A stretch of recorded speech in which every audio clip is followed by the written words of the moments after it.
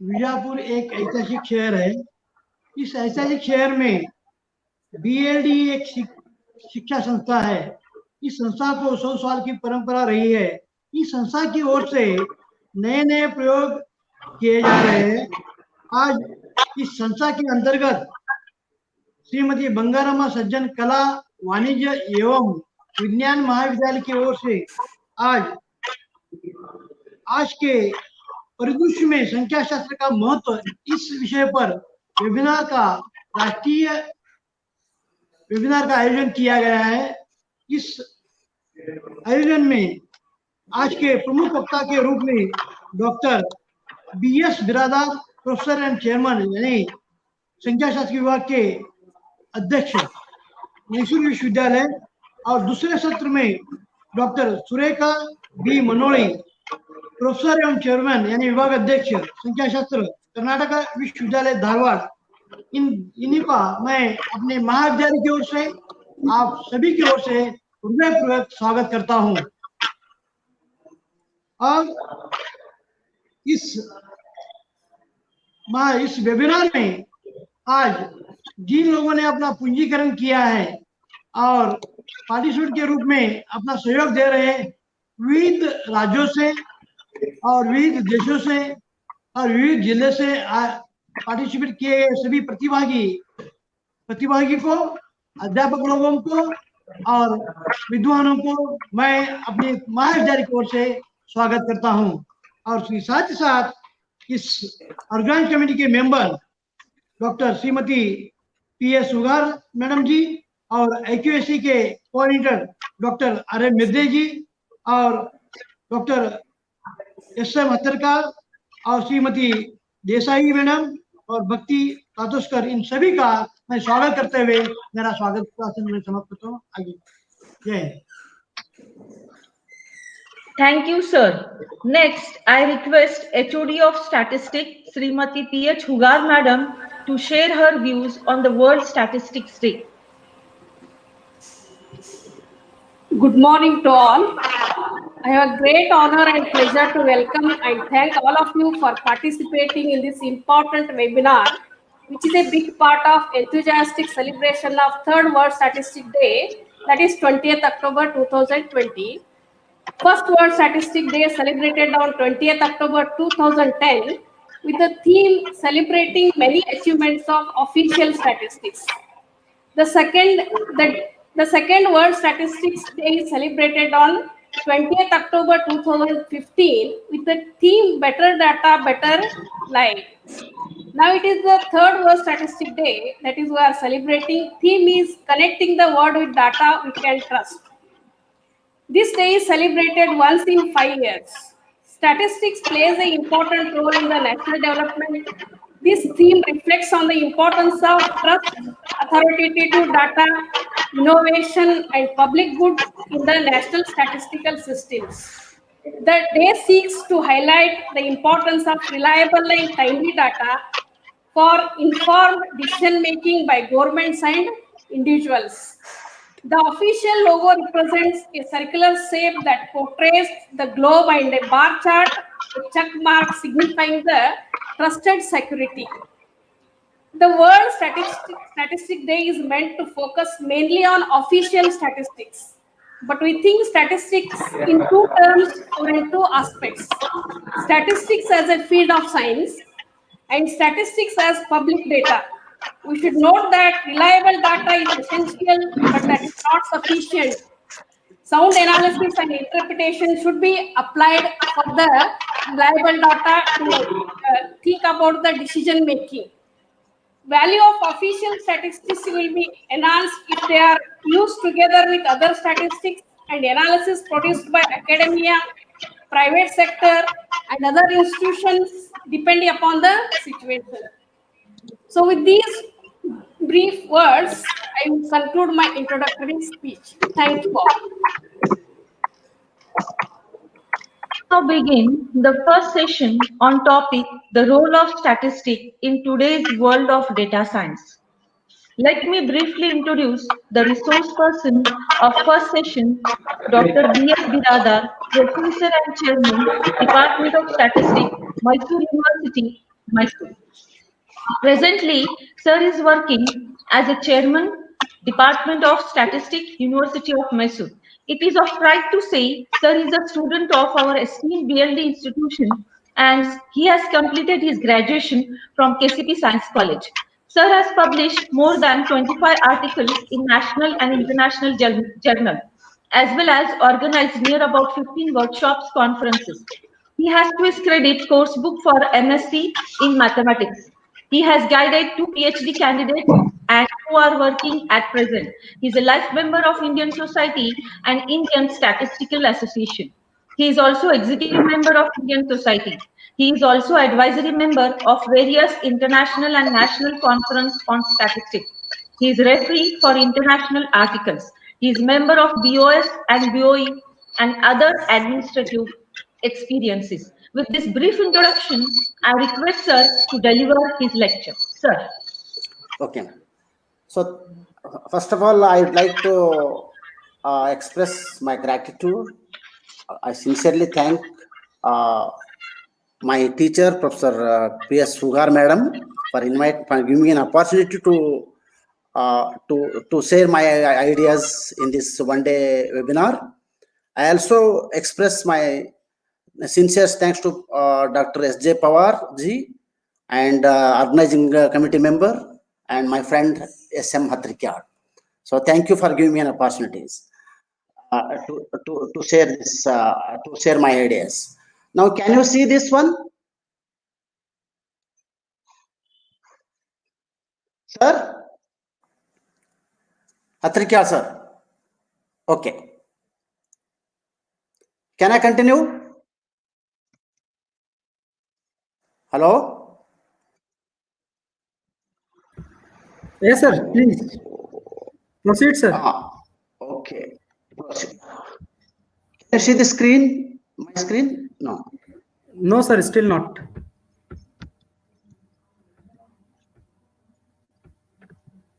Now it is okay. Yes, sir. Yes, it's visible, sir. It is visible. Okay. So my today's talk is on the very recent topic and very hot topic, that is data science and machine learning. Actually, I should thank to Professor Hugar Madam for giving me an opportunity to learn this new subject. Actually, otherwise I never had an opportunity to read this subject. We have included this in our syllabus, but my other colleagues are teaching this one. So really, yeah, this is a very interesting topic. And for this course, for this talk, I read this wonderful book. Of course, this is available online, free online. That is, anybody can download this. Data Science, John Keller and Brandon Tierney. This is a very wonderful book. And later, I use some data from this book. So whenever I refer, I write KT 2018. So now the question arises: where is the data arises? So where the data comes from? So you know that every day we create a lot of data from many sources. Actually, we are doing this online classes. From this class, we create lots of data. That is, every day, whatever we do a phone call, we send a mail, we send a text message. So whatever we do now, and we do online transactions. So by this, we would create lots of data. So a lot of data being collected based, of course, I mean, from scientific experiments, Internet of Things, like sending mails, then searching mails, and I mean, log into the URLs and so many things: web data, e-commerce, financial transaction, bank credits, bank transactions, online trading. So I think almost there is no day without without each individual will create one or the some amount of data in this database. Social network, and the recent is online classes, YouTube video watches, and many things like this. Now the question is, of course, some of the examples of this are this is this is some examples of how where we create the data. That is, more than 3.7 million humans use internet. It is for every second. On an average, Google New process more than 40,000 searches every second. That is 3.5 billion searches per day. We send 16 million text messages every minute. Worldwide, it is expected that there will be more than 2.9 billion email users by 2020 every minute. So this is, of course, this should be, there would be, increase in this also. Our current love affairs with social media certainly fuel data creation. According to there is no, data never sleeps. There is a report. Of course, these are available online. So these are the data we create every minute. Snapshots users share 527 5,27,760 photos. More than 120 professionals join LinkedIn. Users watch 41,46,600 YouTube videos, tweets, Instagram, and many things. So these are some of my main objective here is, in this talk is, I'm not going into all the details in one class. It is not possible. What I'm doing is, what is actually big data, or what is data science, and what is the history of data science, and how the data gathering began, and what is the data analysis, how data science evolved, and what are the tools of data sciences. So these are the main objectives. So these are some of the examples, and many more examples like this, where we could create a lot of data in every moment. So therefore, we create a lot of data, and this data, by usual manual method, we could not handle, and thus this data we call it big data. Big data are data sets. They are so large, so complex, that cannot be stored or accessed, analyzed using usual statistical methods. However, this big data has a lot of potential value hidden in this complex data. Therefore, you should find a innovative method to harness, to find patterns, useful patterns. So big data technologies, I mean machine learning, deep learning, cluster analysis, regression analysis, and so many things. These big data technologies and approaches are used to drive value out of data rich environments in ways that traditional analytics tools and methods cannot do that. So big data, there are mainly three V's. One is volume, the size of the data, it's very huge. Variety of the data, that is the data that is you have different sources of data, you have different features of the data, the quality of the data, and the amount of data. So this, variety of the data, and velocity of the growth of data in accordance with the present growth. So that is big data depends on three ways. That is, one is volume, the size of the data, variety of the data, and the speed at which it is increasing. So that the process at which it is increasing. So now the question is, what to do with these data? So naturally, data aggregation of statistics, data warehousing and online analytics processing, OLAP, indexing, searching. Every day we are doing all these things: keyboard search, pattern matching, knowledge discovery, data mining. Data mining usually in the commercial field. Data modeling using some predictive analysis like regression analysis, multivariate techniques like principal component analysis, cluster analysis, KNN method, random forest method, decision trees. So various methods. Now the process of extracting knowledge from this data, finding useful pattern, so that we call it exactly the data sciences. So these are some introduction for how the data arises. Data would arise every day.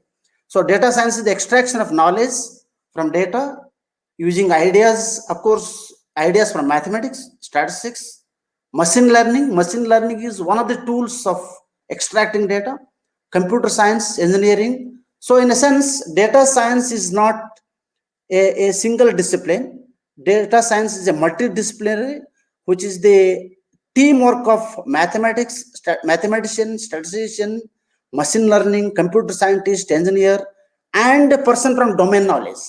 Because if you are applying the data to if you extract data from healthcare system, then one should know what is happening in the one should be expertise in healthcare system. If you are extracting the data from, you are analyzing the data from banking system, and you should be expertise in banking system or commerce and many more. Or you have a crime data, so one should be expert in this criminology.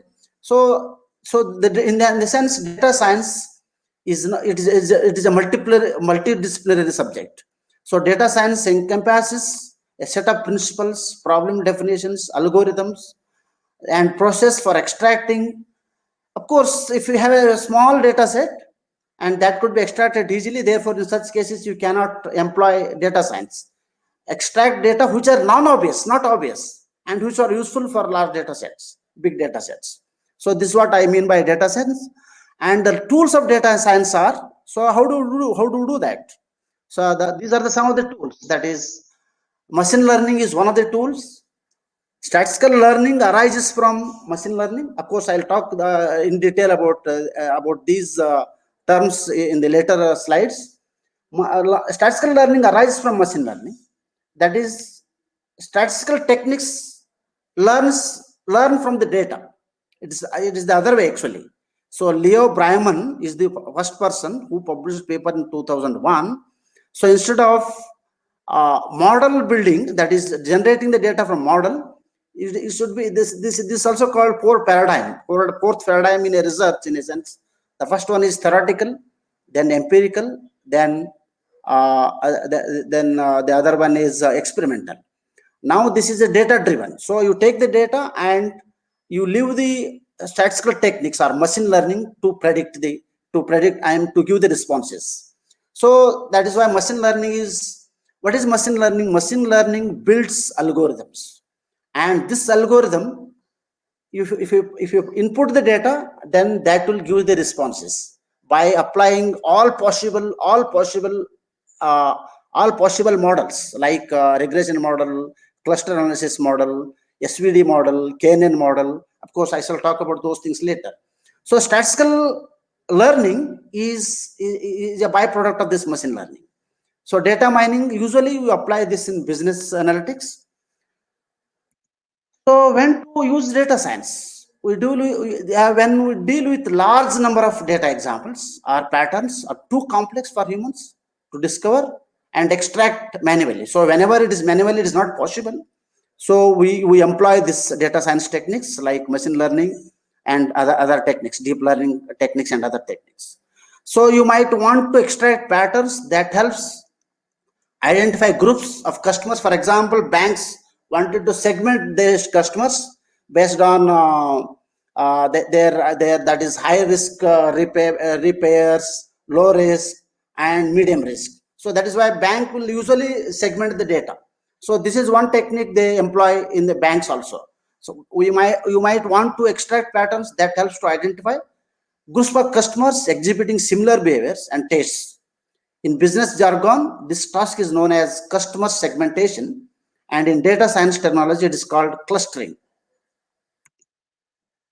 So actionable insight, that means you cannot extract any information. You should extract information which is useful and which we cannot extract which is not obvious, not obvious thing, and that is helpful. That in that sense, it's actionable and insight. So that is, the pattern should give us relevant information about the problem which is not obvious by just observing the data. Actionable, that is insight. We should get something we can use in some way to the society. Now, so the next thing is, this is what exactly I mean by data science. So far we discussed about what is data science, what are the tools of data science, how do you analyze. Now I'll talk about in the next 2-3 slides. I'll talk about, so what is the history of data science? When you do start gathering this data, and what is the data analysis, and how you evolve the data science. So one set of data, that is 3 types of data we call it. Of course, nowadays there are other type also. Transactional data, that is the data that is used in business, like writing accounts and other things. Those we call it transaction data. Invoices, bills, checks, and all those things we call it transactional data. And this this started in brought record keeping example in Mesopotamia in 3200 BC. Before that was not there. Non-transactional data, that is usually this is associated with vital statistics like demographic data, like marriages, births, deaths, census data.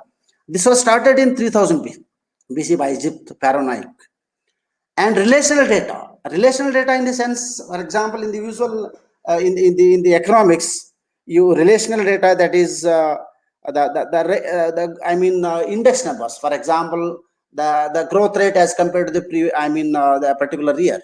So that was started in by F. Cord in 1970, published a paper in a model which lays the foundation of modern database such as structure, query, language. So till 1970, there is no database. The database was started by Edgar F. Cord 1970. And till from 1970 to 2003, so whatever data had been collected, and from 2003 and onwards, in one day, I think you would create the same amount of data in one day what was collected in those 1970 to 2003. That is almost 33 years.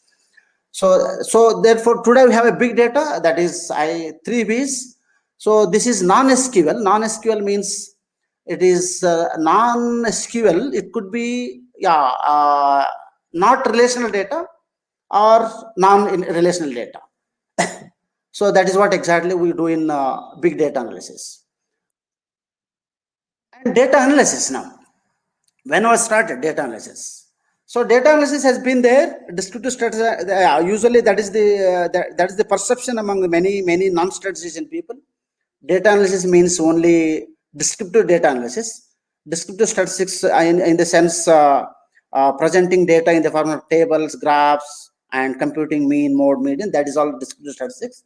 Actually, that is beyond. We have a beyond descriptive statistics. We have a analytics, which was started in 17th and 18th century by probabilist. That is the main data analysis, Thomas Bayes. Probability distribution became the new tool to move beyond descriptive statistics. And statistical learning and modern data science. This was started in 19th century. New developments in probability theory facilitated statistical learning. So this is from the main data tools. Analysis data tools are regression analysis, artificial neural network, and so many things like that. And data visualization and exploratory data analysis. This was started in this happened between 17 to 1820.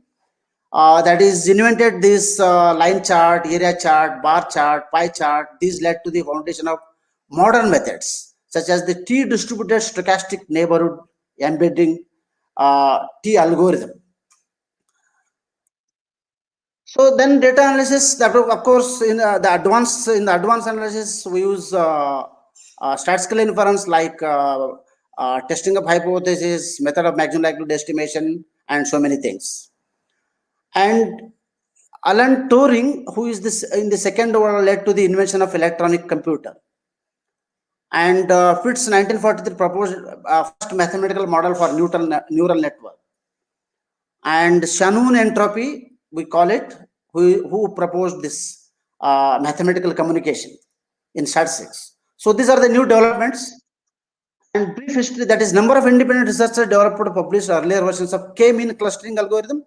These are the buzzwords in today's statistics. Today, some of the important developments include ensembled models, where ensembled models, I mean random forest models. Predictions are made using set of models. It is unlike in statistics, we use one model. If the data doesn't fit to the model, then we say that it is either good fit or it is not a good fit. But in machine learning, what we do is it tries all possible models and it picks one which is good for them. So that is what exactly the machine learning or this ensembled models, I mean, in that sense. So a deep learning neural network which have multiple layers of neurons with applications in machine learning, natural language processing. The same thing continues, of course, classification. Then this artificial intelligence work was, I mean, this was in Dartmouth College in the early 90s. The term machine learning was began to use to describe program that give computer ability to learn from data. That is, and the first book is published in 1965. So then now the emergence of this data science started in early 90s in the collaboration of computer scientists with statistician. This has started in discussion related to the need of statistician to join computer scientists to bring mathematical rigor to the computational analysis of large data sets. Till 1997, it was not called data science. But these mathematicians, statisticians, computer science, they used to work together to analyze huge data. But the CF Jeff Wu's 1997 paper, in his public lecture, he calls statistics data science. I read his paper in a paper why he called data science. He is a Taiwanian, and people there in Taiwan, the statistics department and accounting department are together. Like in US universities, mathematics and statistics department are together. Even in India, I think earlier, statistics department was part of mathematics department. And people used to, the perception among the non-statistician was we confined to only descriptive statistics. So exactly the same way in Taiwan and China, then the statistician means they are accountants. So that he didn't like. So that is why data, actually statistics is beyond descriptive statistics. It is data analytics. Even Sierra also called statistics is a data technology. It is statistical methods of technology to analyze data. Statistics is a technology. It is not simply statistics. It is not accounting. So that is why, keeping these things in mind, in his lecture 1997, Jeff Wu's public lecture, he recommended that the statistics should be renamed as data science. Now the question is, of course, in 1997, I think maybe same, but of course, data science is not statistics alone. Actually, data science is it is a multidisciplinary subject. Therefore, it is a teamwork. Actually, it's a team of domain expertise, computing facilities. That is the one who manages that is data. Then computer scientist, statistician, mathematician, then communication also we require. And in 2001, William S. Cleveland published an action plan for creating an university department in the field of data science. He clearly recommends there should be you should develop a department in partnership with statistics and computer science. So Leo Breiman, who was a theoretical probabilist, actually, he worked in probability 23 years. Then he left. He joined some. He was a freelance consultant. He worked freelance consultancy for around 5 to 6 years. Then after that, he joined the academic department, Berkeley department. Then he started thinking about this. That is. It is not actually model driven. Actually, it is data driven. That is what exactly he says. So the Breiman published a paper, that is statistics modeling the two cultures. Two cultures means either you have a data driven or model driven. So therefore, he recommends a model driven. So model driven is algorithmic model. He contrasts this culture with the algorithmic model.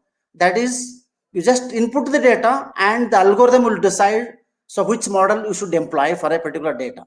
So you should not assume that if the data comes from say normal data comes from some other distribution, then you employ this. This is all under the assumption. So instead of that, you leave the machine or machine. That is why you call it machine learning. You leave the machine, just you input the data, and that is you write all the possible algorithms, and that will take care of what would be the best response. So that is what exactly Leo Breiman says. So in a sense, this is what exactly the role of data scientist has become. Yeah, sorry, there is a spelling mistake. Very broad. So this is data scientist is all these disciplines together is data science. That is, I start with this domain expert. Domain expert is one who should know the domain expert. Most science projects begin with real world domain specific problem, and the need to design data driven solution to this problem. Therefore, one who is expert, he know what are the problems and what is required. Therefore, he should define. As a result, it is important for data scientists to have enough domain expertise, that they do understand the problem, and they also know what is required from the analysis. So in that sense, domain expert is the first criteria. Then you should also know that is the regularities, this governing the data, that is data ethics and regulation. They are very, very important, because a lot of data is, of course, no privacy is now. So every day you transact from your credit cards, apps, all those things. Therefore, there should be secrecy. That is, data scientist needs to understand what to access, how to use, and other things, and the regulations governing the access and use of data one should know. So that is why we should have a legal expert in the team of data scientists. So data wrangling and data basis, this means nowadays data is not available according to our requirement. Data is available in different forms. Now data wrangling and databases means the data should be transformed what is according to the requirement. So this is another one is I think this one is that is computer scientist, high computing performance. So many science projects work with a very large data set. Therefore, ML algorithms are computationally expensive. In these situations, having skills required for high computing and computer knowledge is very much required. And data visualization. So presenting data in a graph is not enough. Then what is missing? So once you present the data in some form, then something is missing, then you should take care of those. Then you need statistical and probability methods for statistics and probability. I don't know exactly. I am running. Modern statistics and method are used throughout the data science process, from the initial gathering and investigation of the data right through the computing the results of different models analysis produced during the projects. And machine learning involves using a variety of advanced analysis, statistical techniques like regression, cluster analysis, almost all multivariate techniques. Then you should communicate whatever is analyzed. You should communicate to the non-data scientist. So that is why you need finally a key aspect of is you should communicate the data, what the story of this uncovered things or insights or pattern to the that is non-data scientist. So this is what exactly. So data scientist is in a sense multidisciplinary in this sense. So it is combination of many disciplines. So now next question is, what are data? So this also you know already. Yeah, data is of course small piece of information. So unlike in statistics, data means everything we should express in numbers, not necessarily in data science. Data science, it is an abstraction of real world entity. It could be person, object, or event. So in data science, usually in statistics we call it variable. In data science we call it features. So features, variable, attributes are interchangeable. So to denote individual abstraction. So usually in data science we call them features, not variables, or sometimes even attributes also. So each entity is typically describe a number of attributes, a number of features.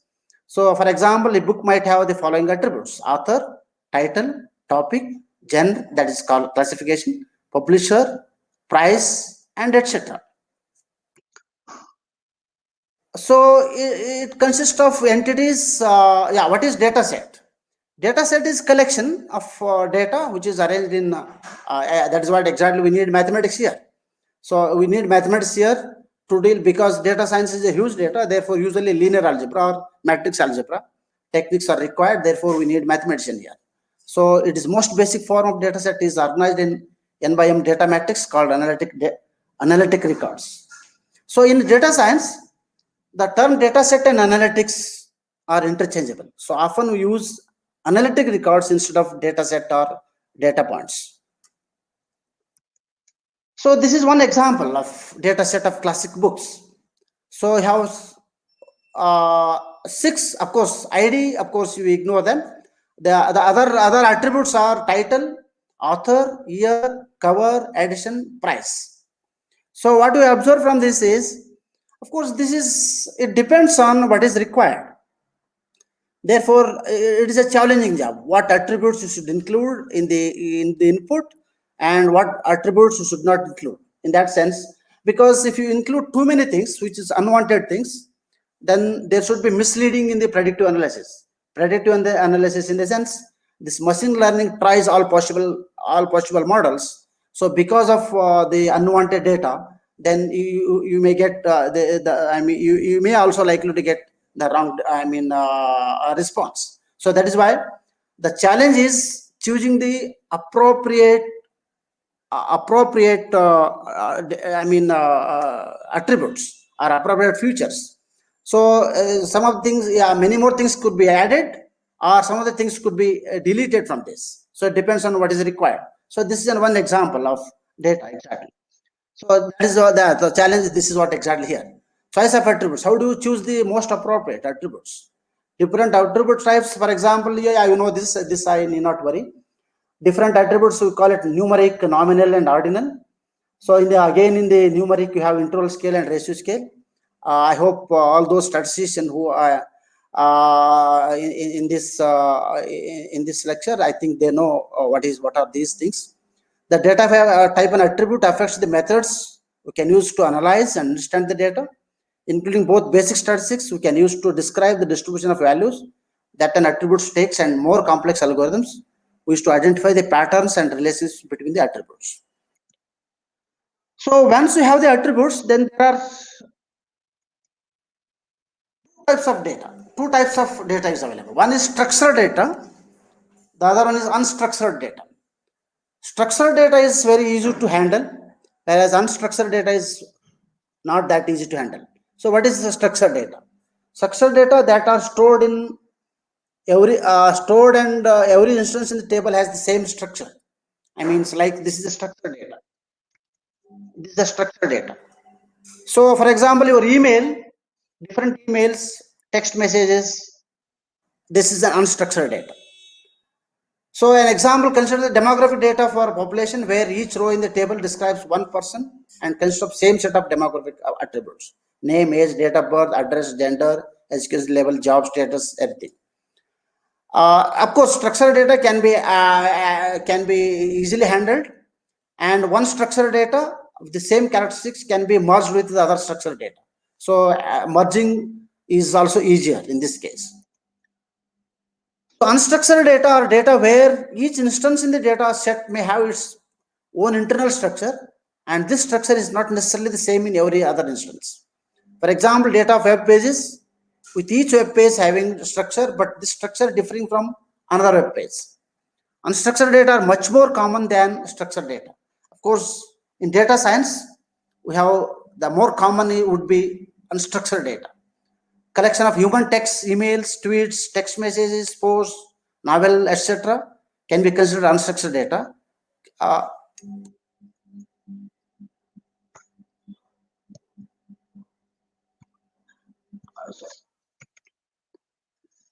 Unstructured data, image, music, video, many more things. What I'm sharing this is also an unstructured data. So so far we studied about, so what we looked into, we discussed about what is exactly machine learning, what are the types of the data, then what are the tools of analyzing this. One of the tools is machine learning. So data science is best understood as a partnership between a data scientist and a computer scientist. What is machine learning is it develops algorithm that computers follow in order to identify and extract patterns from the data. So algorithms are applied. Algorithms means that is algorithms are written based on the statistical models again. The basics of the base for machine learning is again statistical models. That is why there is a partnership between this computer scientist and a statistician. ML algorithm is applied to a data set to identify useful patterns in the data.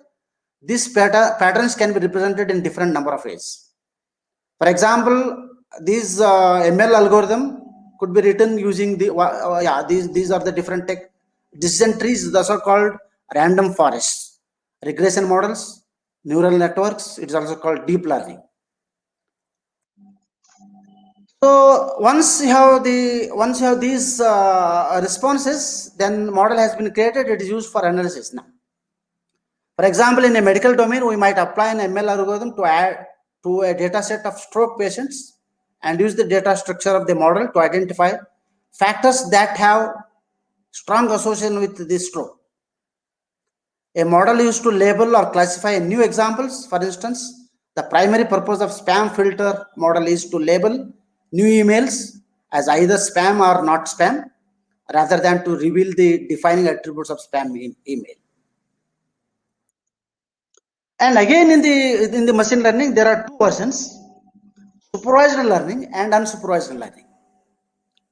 So that is what exactly this is. Statistical learning. This is a part of statistical learning.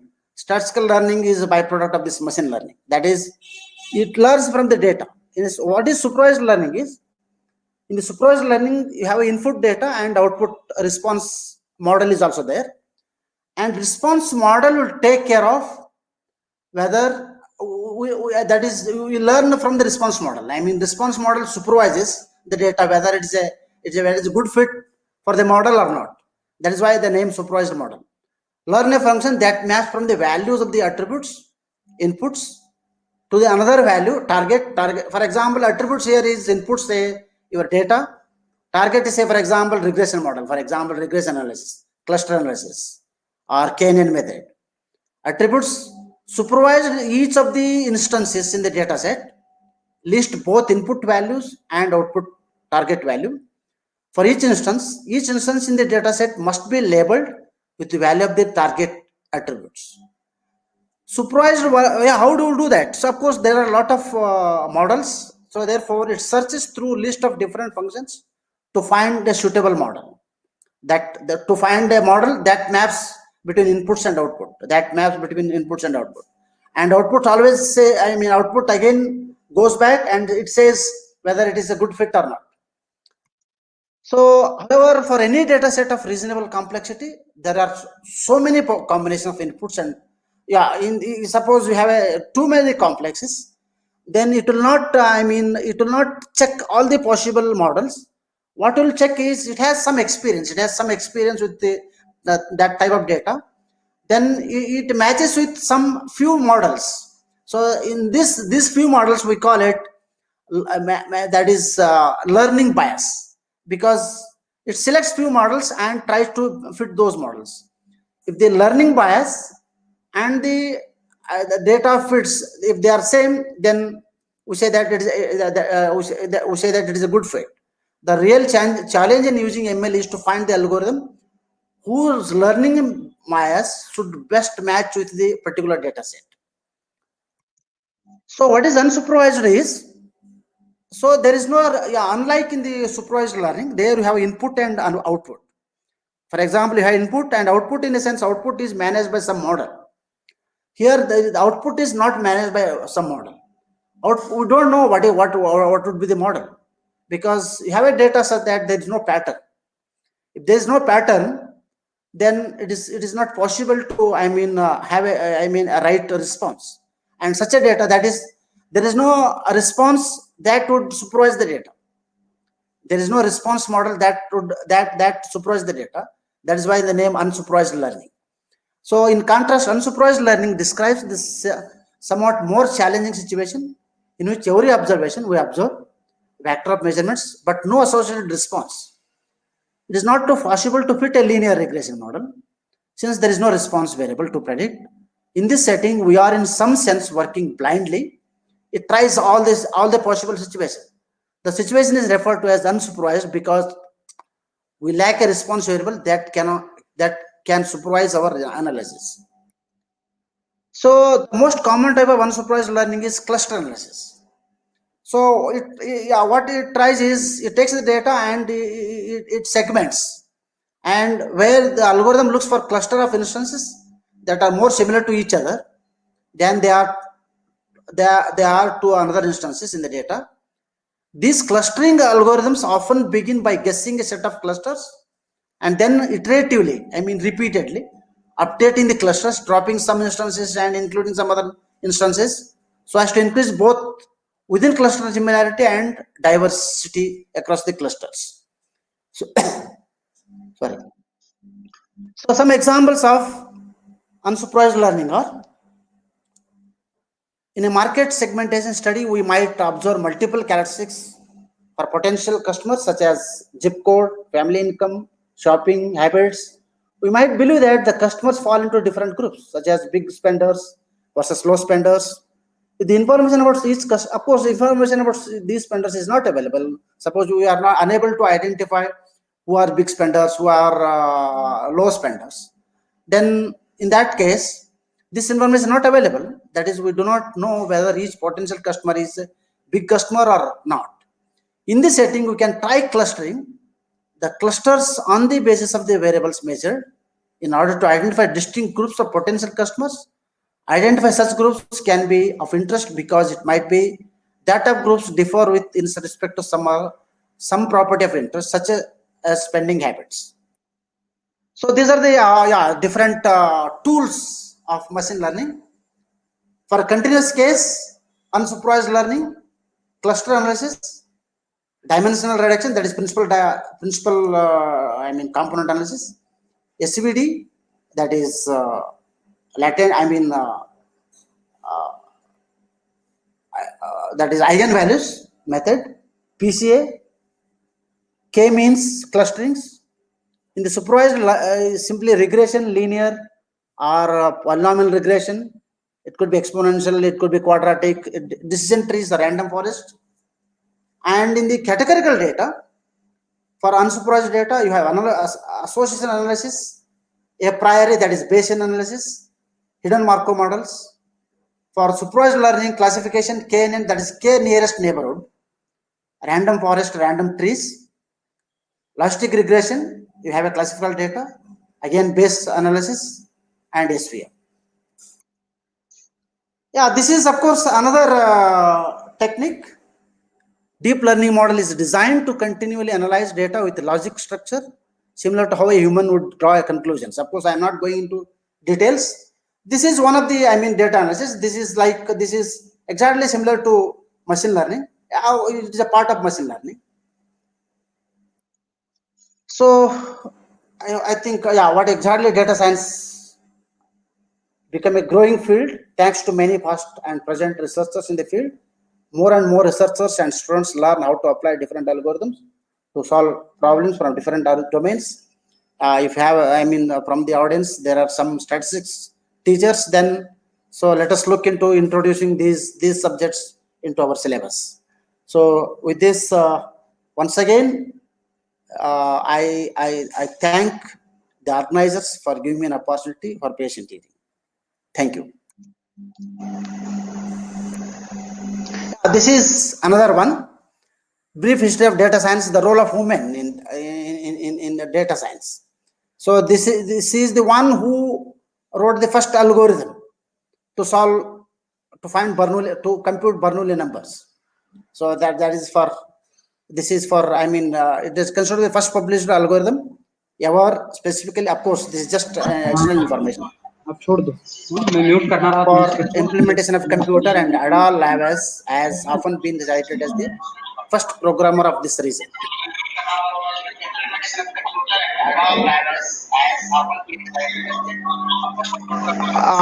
Okay.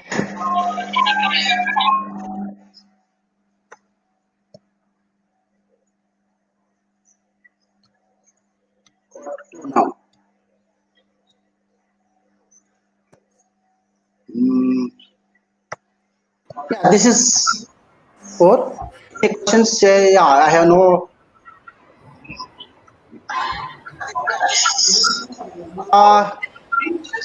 Patrika sir, Yes, sir. minimize this screen. Okay, sir. Just a minute. Okay, fine. Hogar, madam.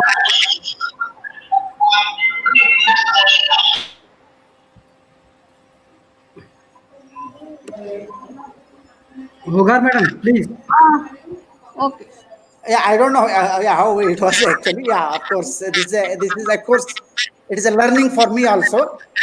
Yeah, yeah. As I mentioned in the beginning, yeah, definitely I had an opportunity to read this data sciences. So if you have some questions, if I know, I'll answer. Otherwise, I learn from those questions. No, sir, your presentation is very good. So there is one question. Hmm. In Okay. today's world of this data science, can we introduce data science in statistics subject for UG statistics students along with Yeah, the sure, madam. Sure, you can we introduce. should know more about computer science, no? Yeah, actually, what we do is, yeah, it's not more about computer science.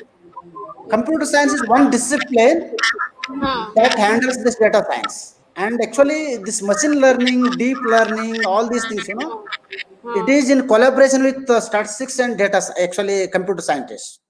So all the machine learning algorithms are written based on some statistical techniques like I mentioned regression analysis, logistic regression, cluster analysis. Of course, you don't study in undergraduation. We teach all those things in our post graduation.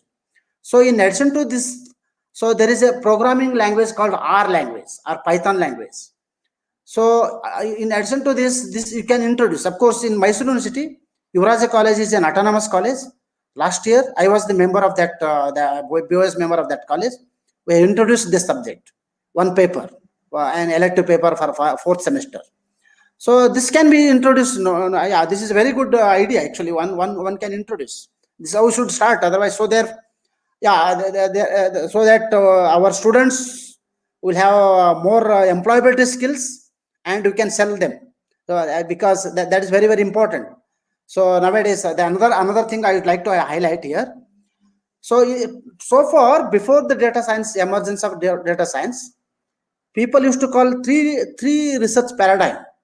One is theoretical research, empirical research, and experimental research. The another one is data driven research. This is called fourth paradigm of research. Actually, all these research is happening data driven. So this is very much required. Of course, our statistics students can study computer science.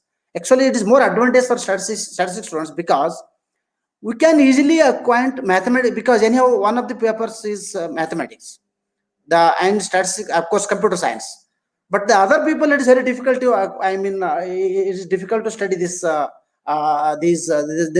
science techniques. So yeah, it is very much essential. I strongly recommend to include this as a part of your syllabus.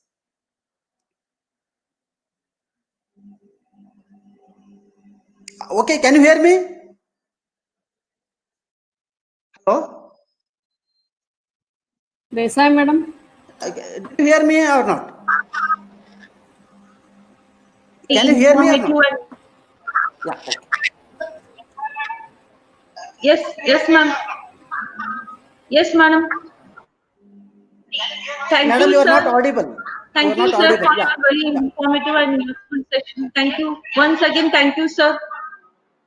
Yeah, thank you, madam. Thank you, Ugar, madam. Thank you, Principal Professor S.J. Pawar, Patrika, Organizing Committee, Desai, madam. So thank you for giving me an opportunity. Thank you. Okay.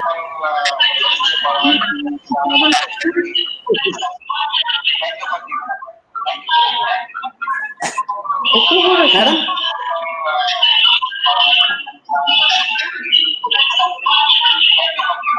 I think now I can. Yes, sir. Right. Is that right?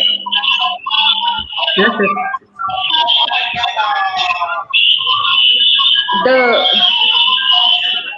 The second session is on topic COVID-19 data analysis. The resource person for this session is Dr. Suretha B. Munnoli, Professor and Chairman, Department of Statistics, Karnataka University, Dharwad.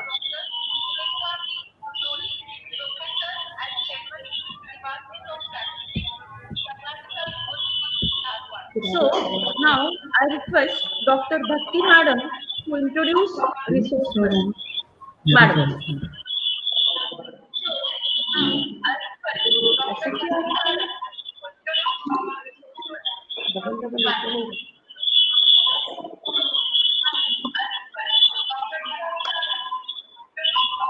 Bhakti madam. Very good morning to everyone. Am I audible? Yes, ma'am. Audible. Go proceed. Am I audible?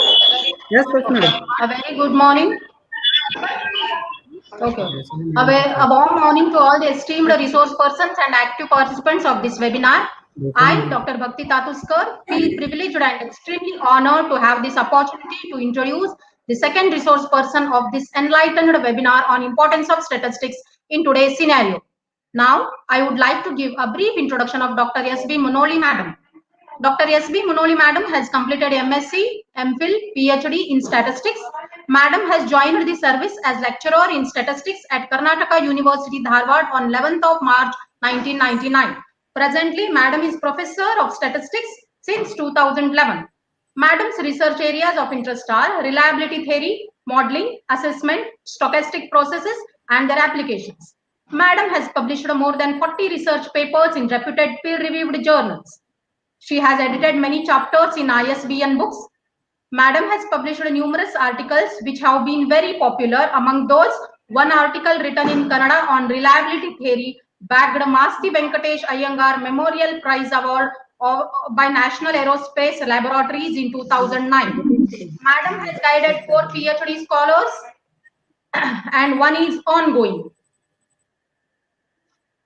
Madam has attended several conferences and seminars at international and national level and presented more than 35 papers. Madam has been invited as speaker at different conferences and seminars throughout the country. Madam has visited 13 different universities and colleges.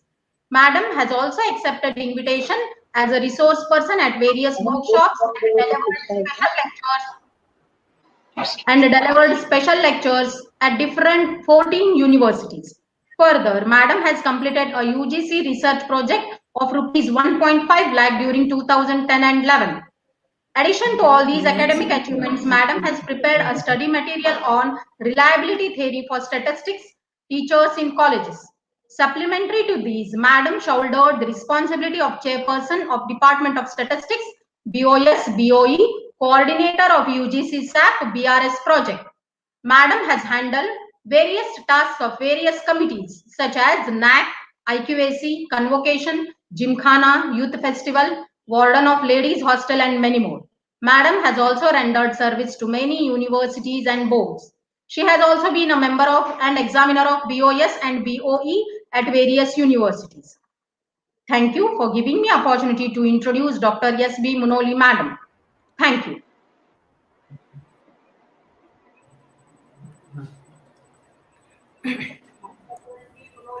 Desai madam. Good morning, everybody. I hope I am audible. Yes, madam, you are audible. Yes, ma'am, you are audible, ma'am. Ma'am, you can start the session. Sure.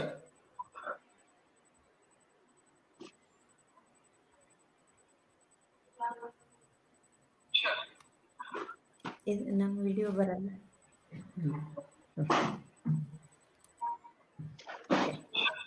At the outset, I thank the organizers for giving me an opportunity to share some of my work with all the audiences and with the organizers. I am discussing about analysis of COVID-19 data. As a part of introduction, of course, we all know how it has started and spread over the whole world. But to complete the whole story, I have briefly, that is considering the introduction of the COVID pandemic. So it started in December 2019. China's Wuhan city became the center of a cluster of viral pneumonia cases of unknown cause, later known as the novel coronavirus disease 2019, that is COVID-19, it is abbreviated as. And now COVID-19 means even every child in the world knows what is COVID-19, which garnered intense attention not only in China but internationally as well. The COVID-19 has been declared by the World Health Organization as public health emergency of international concern that has affected almost all countries or territories to date, including India.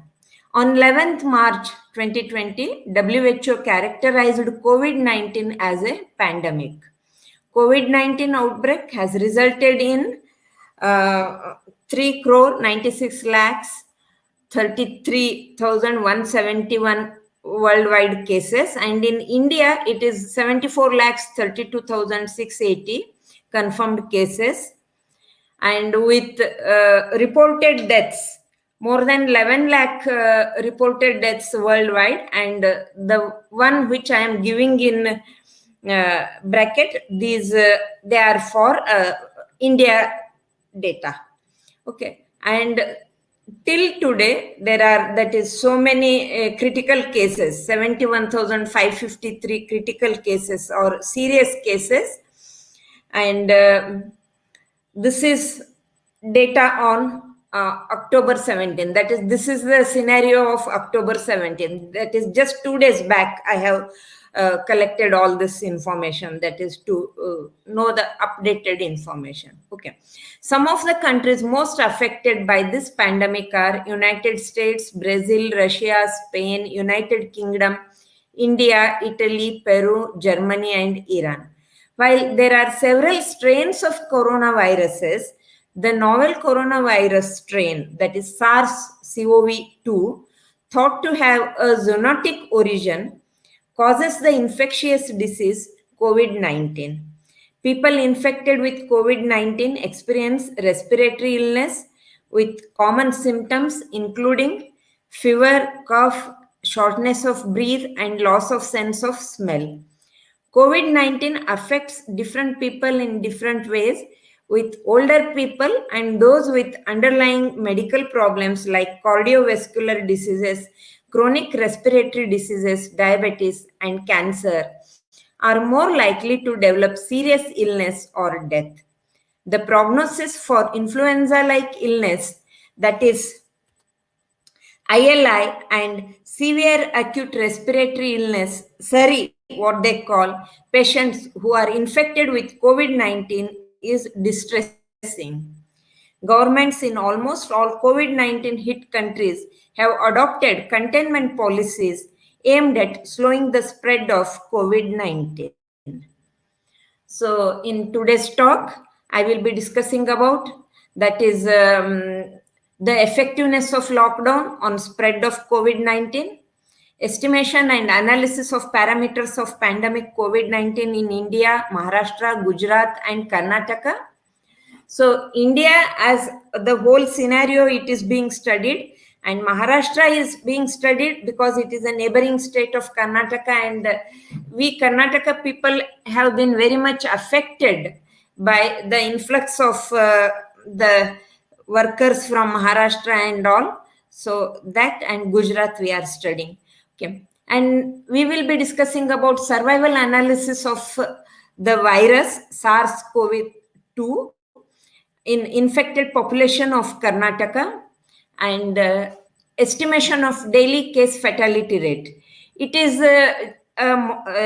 epidemic parameter you can call, and adjusted case fatality rate. That is, the adjusted case fatality rate is obtained or adjusted to median death time, and impacts of age, gender, and comorbidities on mortality outcomes of COVID patients are studied. The effectiveness of lockdown on spread of COVID-19. It has been suggested that social distancing is a very effective measure against the spread of the virus. Typically, it started with the closing of educational institutes and closure of places like cinema halls, malls, places of worship which attract crowd. Restrictions were imposed on traveling, and subsequently people were forced to stay at home, leading to the so-called lockdown. Although we can make some predictions about effect of lockdown on the spread of a disease, it would be of interest to calculate its effectiveness and study its effect on some of the well-known measures like pandemic growth rate, doubling time, etc., that are generally studied to track the pandemic. And one interesting thing about this pandemic is that is earlier also the world has experienced many pandemics, but this time that is the information that is available to the common public, and that is more important and interesting, and because of which one can do so many studies. Okay, so 5 phases of lockdown in India are, that is, the phase 1 is from 25th March to 14th April. All services and shops were closed except pharmacies, hospitals, banks, grocery shops, and other essential services. The prohibition of all social, political, sports, entertainment, academic, cultural, and religious activities were also banned. And the second phase was 15th April to 3rd May, that is relaxation for agricultural activities and resumption of public work activities was made.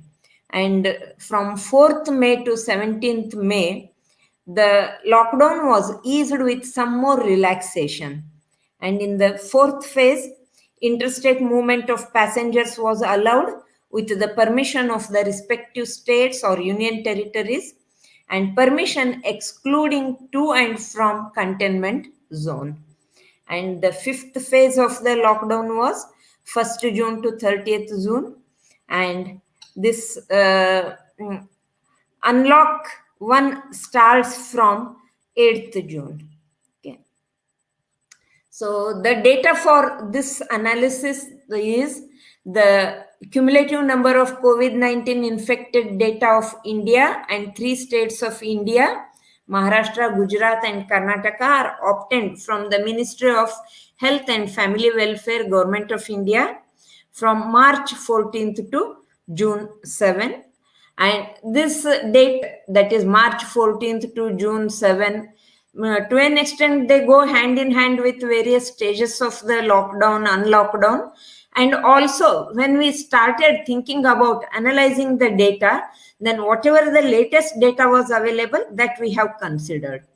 The total numbers of infected, deceased, and recovered along with respective total projected population are given in the following table. That is, see, any infected, deceased, or recovered, all these parameters, they depend on total population of the area and also the population density. So we have to consider the total population also for our analysis. It can be observed from the data that the pandemic is more severe in Maharashtra compared to India as a whole and with the other 2 states considered. Of course, the spread of infection depends on many factors like literacy level, economic level, health awareness, and many other factors. While studying the impact of lockdown, segmented regression or piecewise regression is used. Here, I am considering a brief discussion about linear segmented regression. Okay. Say what is meant by segmented regression and how it is done with very simple example, that is with only 2 segments I am considering here.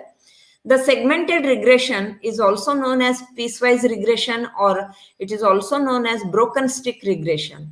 It is a method in regression analysis in which The independent variable, or what we call exogenous variable, is partitioned into intervals, and a separate line segment is fit to each interval.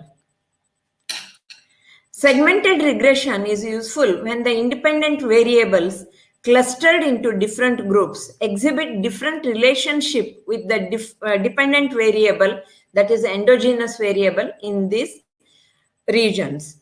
The boundaries between the segments are called as breakpoints.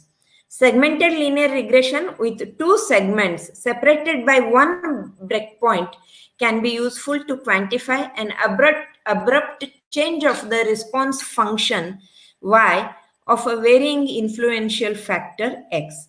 The breakpoint can be interpreted as a critical, safe, or threshold value beyond or below which desired, or you can say undesired, effects occur. The breakpoint can be important in decision making. A segmented regression analysis is based on the presence of a set of yx data in which y is dependent variable and x the independent variable. And suppose using the least squares method, if we get the estimates of the parameters as say alpha 1 and beta 1, then if the value of independent variable is less than the breakpoint, then this would be our estimator of y. And if the value of x is greater than the breakpoint, this would be the estimator of y. Okay. So y cap or y hat is the expected value of y for a certain value of x, and beta 1 and beta 2 are regression coefficients, alpha 1 and alpha 2 are regression constants.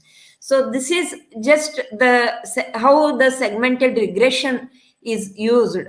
And here, as the COVID-19 is a pandemic, and most of the pandemics are following exponential growth rate. So we will be considering this model for our analysis, that is exponential growth rate. And to study the pandemic over different time points, we are considering the segmented regression, this model. Okay. So here the model 1 is modified as segmented regression model, which is given by the second equation. Okay. So this is exponential growth rate with segment set beta 1, beta 2 as the coefficients of the or parameters of the different regions, we can say. Okay, so the model in 2 is fitted to study the impact of lockdown in India and its 3 states. Say R package is used. The other resource person, Professor Beda, has also mentioned this R package. It is a freeware, and we have almost all statistical analysis, what the SPSS or even advanced packages that have all that is available in our package. And usually that is when we feed the data and use this the code, that is segment code for analysis, it on its own, it identifies the breakpoints or the different regimes. Okay, so for that the package uses the Bayesian information criteria, that is abbreviated as BIC. And when the data is fed, and the R package has selected 4 breakpoints to the data and 5 regimes. So initially, as I said, our data also, the full data span covers the 5 regimes, and the package also has identified 4 breakpoints and 5 regions. The breakpoints in segmented region indicate the points in timeline when the curve changes its slope. Means when there is a change in the behavior of the data. The command summary segmented is used to get details like growth rates, doubling times of the pandemic, and breakpoints, which are later converted into dates for the 5 regions. Using the command plot segment, that is using this command, that is plot segment, the trend values of YT with various growth rates during 5 regimes are plotted for India as well as its 3 states, that is Karnataka, Maharashtra and Gujarat. And these are the tables that give doubling time and breakpoints of the pandemic. And in the first regime, the growth rate was 18.6 for India, and in the next, that is during second regime, it is 10 and 6.7, 5.5 and 4.4. So looking at these growth rates, we can say that is the pandemic is to an extent controlled because of the containment policies or lockdown or whatever the SOPs the government has imposed that has worked. And this table gives the same scenario for Maharashtra, Gujarat and Karnataka. And see, comparatively, the growth rate for Maharashtra is more even compared to India as a whole and compared to the 2 states, Gujarat and Karnataka. Okay. And these are the plots that what we have considered so far, discussed so far, that is using the segmented regression, the data that we have plotted, that is on x-axis number of days is considered, and on y-axis the cumulative number of cases till then are considered.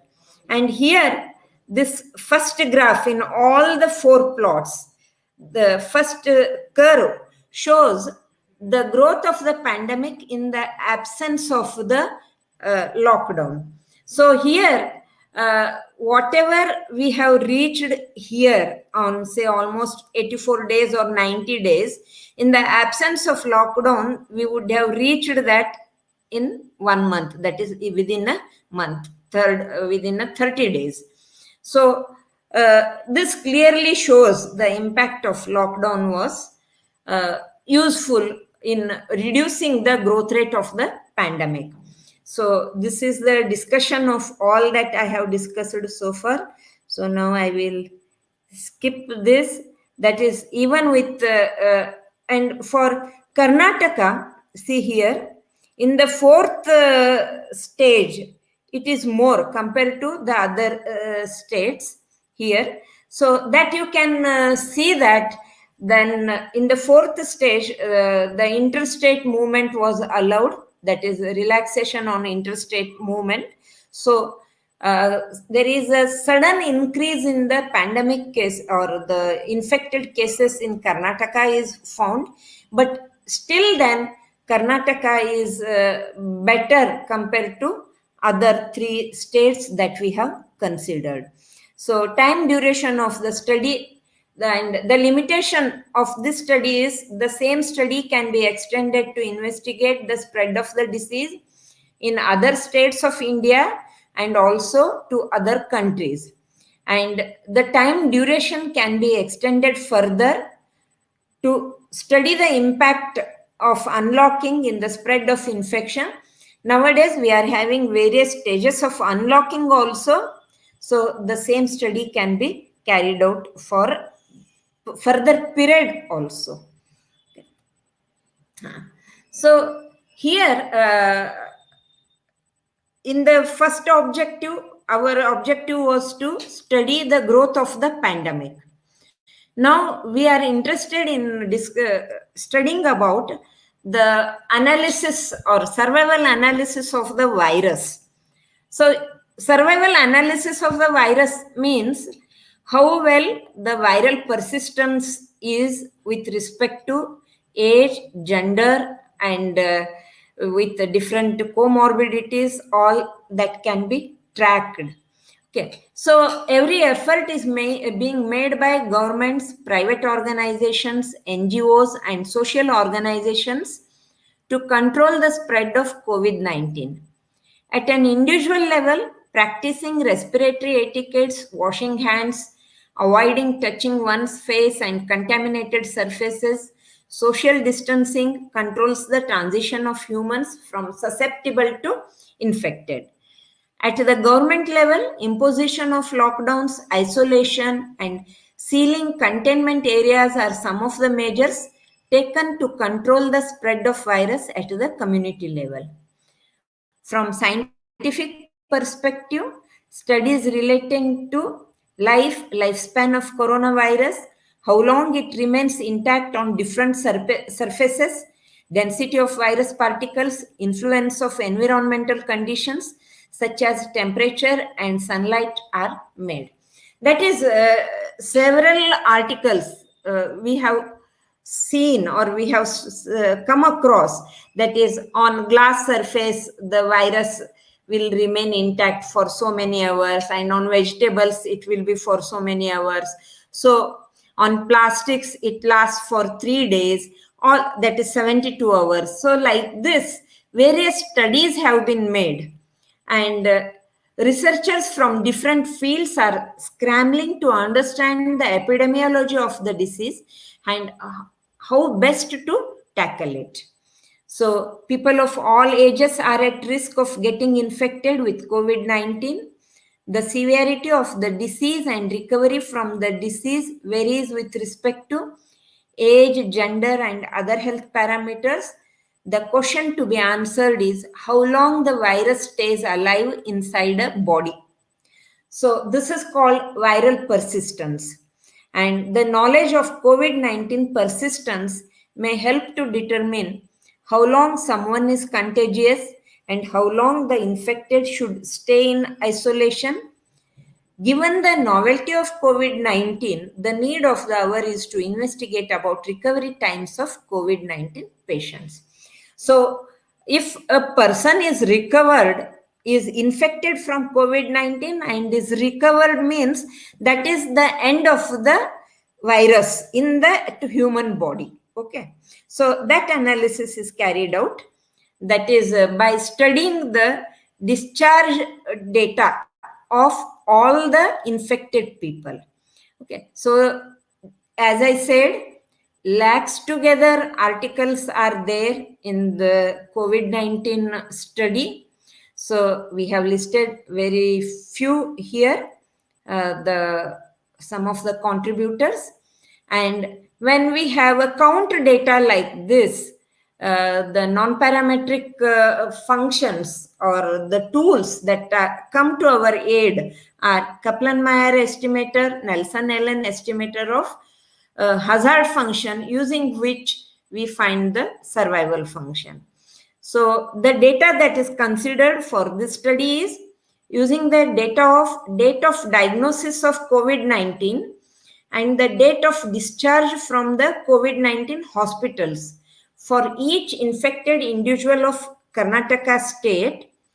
The probabilities of a person being infected in infected condition as the days elapse are calculated using KM estimator and also Nelson-Allen estimator, and the estimators are compared using that are obtained using these two methods. Okay. In other words, the survival probabilities of coronavirus in the infectee, that is in the infected person, are tracked using the duration of recovery of COVID-19 patients of Karnataka. So here we track and analyze the recovery times of COVID-19. So this analysis is for those who are infected and who are recovered. Okay, in this study, KM estimators of survival probabilities and estimators of survival probabilities using Nelson-Allen estimator of cumulative hazard function are obtained. So the difference in virus persistency among male and female infected population is also studied. Recovery times of infected population of age greater than 60 are analyzed gender-wise, because the people of age 60 plus need a separate condition, that is consideration for any analysis, and that to analysis like this kind of pandemic, because they are the most affected part of the population. Also, the recovery times of COVID-19 who were asymptomatic, ILI and SARI is tracked. And again, the publicly available secondary data is obtained from COVID-19 information portal, Government of Karnataka, media bulletins up to June 15. The database is created. See, when whatever the data is available, information is available in the government portal, from that directly we cannot use that data for our analysis. We have to create a database for our need, for our analysis, what kind of data the analysis is required, for the analysis is required.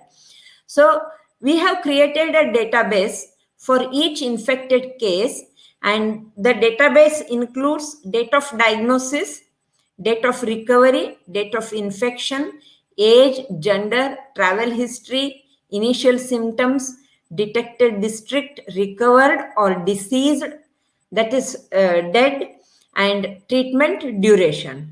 The event of interest is complete recovery from COVID-19. That is, as I said, a complete recovery from COVID-19 means it is the complete expulsion of the virus from the body. So as per WHO specifications, the complete recovery is said when 3 successive test results turn out to be negative. Okay, in calculations of survival probabilities, the deaths of infected due to COVID-19, deaths of infected due to reasons other than COVID-19, the COVID-19 patients who are under treatment, that is, the infected people who are not yet completely recovered, is considered as a censored observations, because we do not know their future. Means in future or in due course, whether they will recover or whether they are going to succumb, that is not known. So even those cases are considered as censored cases. And during the study, about 60 patients who were tested positive for COVID-19 and discharged within 2 days of hospitalization. It may be a false positive test report, whatever it is. So immediately when they are tested again for the another test, they turned out to be negative. So even we got such cases also. So even they are removed from the study. Such cases may be, that is, so such observations are considered as truncated observations. There is a difference between truncation and censoring. For a population is truncated, means some potential observations we do not consider or will be missing from the population. So that is truncation. And when some potential observations are missing in the sample, that is censored. So table 4 represents the distribution of COVID-19 patients as per age and gender. So here we have age distribution, class intervals, and male infected people and female, and this is the total. And from the total, from the table, it is clear that more number of COVID-19 infected belong to the age intervals 20 to 30 and 30 to 40. And the socio-economic reasons may be attributed for this. Okay. And for further analysis, again, we have used R software package, and in that the package survival is used for further analysis.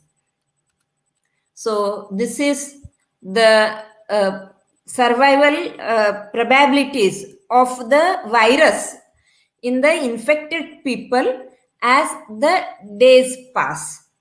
Okay, so one is the red graph curve is for Kaplan-Meier estimator and the other one, and almost the two estimators are giving the same result, except for some tail ending and all, and for particular gender wise, if we consider, there is a slight difference. Okay, so this is for male and female, the two estimators. And this is again for figure 4. This is study of COVID-19 pandemic belonging to this part of the population deserves, that is for 60 plus. Came estimators of survival probabilities of the infected people aged 60 and more is considered here. And here we can find a difference in male and female. So further analysis can be made by studying the difference in these two curves for male and female for the people who are aged 60 and more. And this is the survival analysis by using the Kaplan-Meier estimator for the people who don't have any symptoms and those who are admitted with ILI and those who are admitted with SARI. Okay, so this is the differential in the survival probabilities of the virus in the infected people. So table 5 presents the total infected, total recovered, and median time of recovery. See, almost all the median time of recovery for male and female, it is 14. And but for the people who are aged more than 60, it is 16. And for male who are aged more than 60, it is 15. And for female, it is 16. So all this analysis can be made for age-wise, gender-wise, and this analysis is required to improve the healthcare facilities on priority wise. So median recovery times for people who were admitted with a symptom without any symptoms, with SARI and with ILI symptoms. Okay, so it can be seen that the difference of survival probabilities using two methods are negligible. This I have already discussed, and one can conclude that aged people who have longer durations of recovery times because their median recovery time is more. And when we have count data, median is a better measure compared to mean. Recovery times of ILI and SARI patients are more because they have more infection and so they have more recovery time. And median times of recovery vary for different populations. The difference may be explained by differences of number of infected, severity of infection, health parameter, climatic conditions, time gap between infected and hospitalization. This is very important point to be considered, but the data pertaining to this we cannot get because see, initially when the person is infected, he may not have any symptoms. Means, so he will not get checked up or get tested or take any treatment or even the isolation, all those things, he will not practice them. So the time gap of being infected and getting tested and the test result turning positive and then being hospitalized, this is very important, and this is almost up to 2 to 3 days minimum, that is. But we cannot help, only whatever the information that is available that can be taken for our, but if this information is available, then the study would have been more up to the point.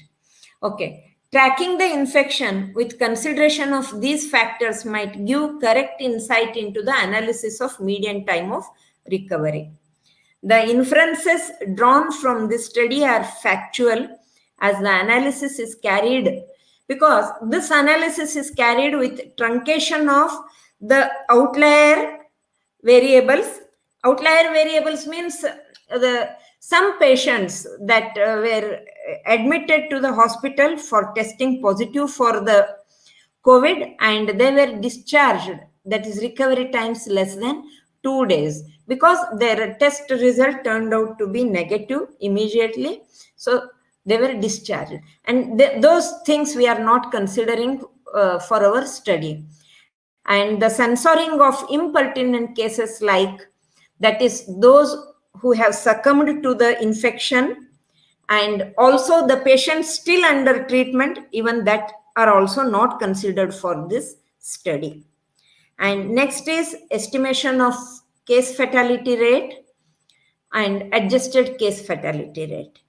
And we have discussed that is mortality rate is a common measure of mortality or death for almost all population. But we have there also cause specific mortality we come across, that is mortality rate because of causes of death. And this case fatality rate is different from the cause specific death rate, because here in cause specific death rate, the denominator in calculation of that, the denominator will be all the susceptibles.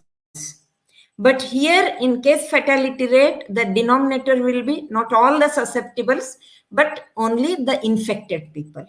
So here case fatality, it is again epidemiological rate, the case, and this is very helpful in several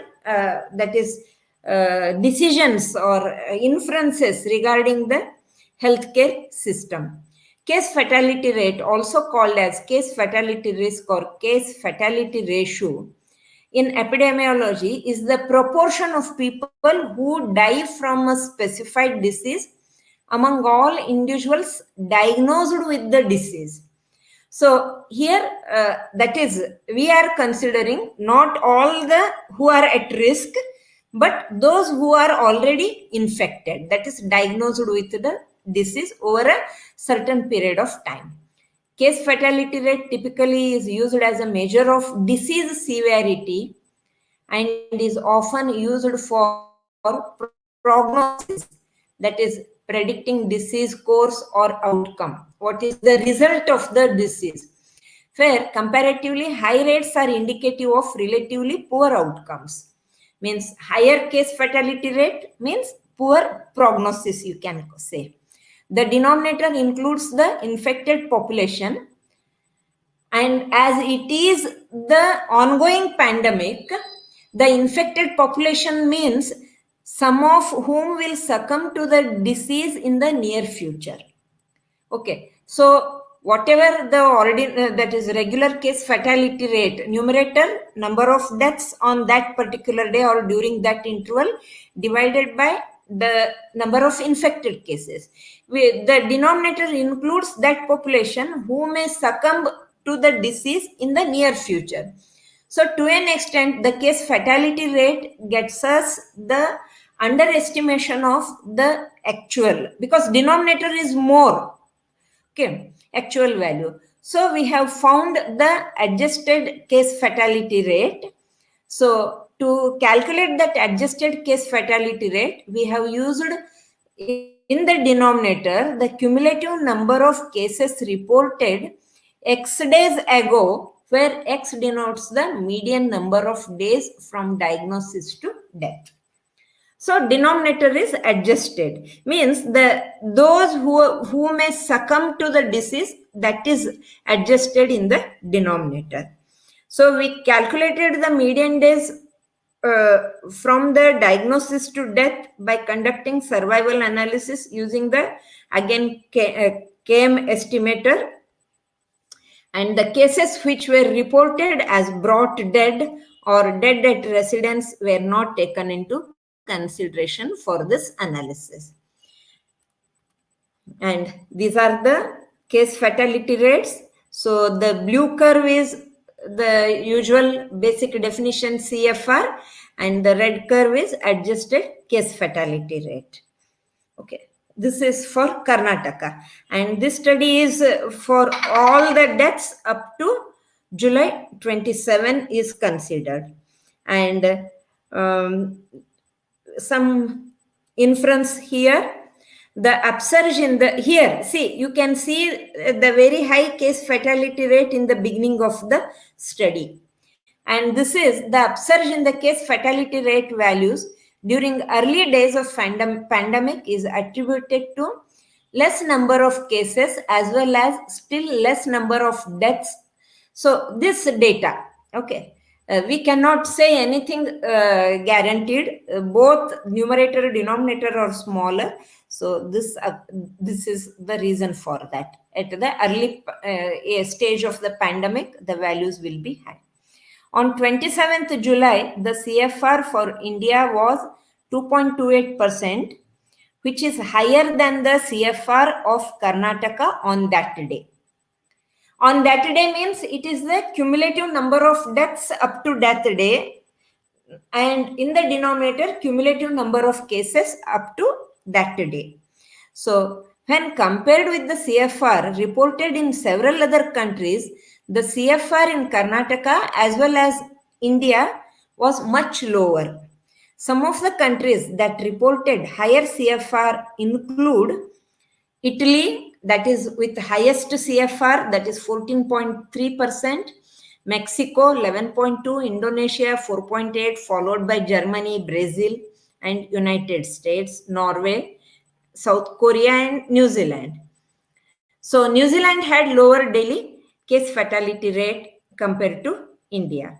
The CFR for India was estimated to be 1.93 on 27th July.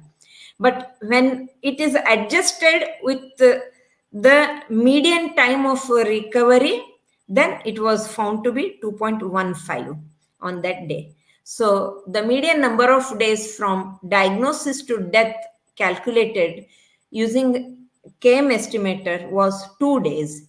And for different countries, it is different.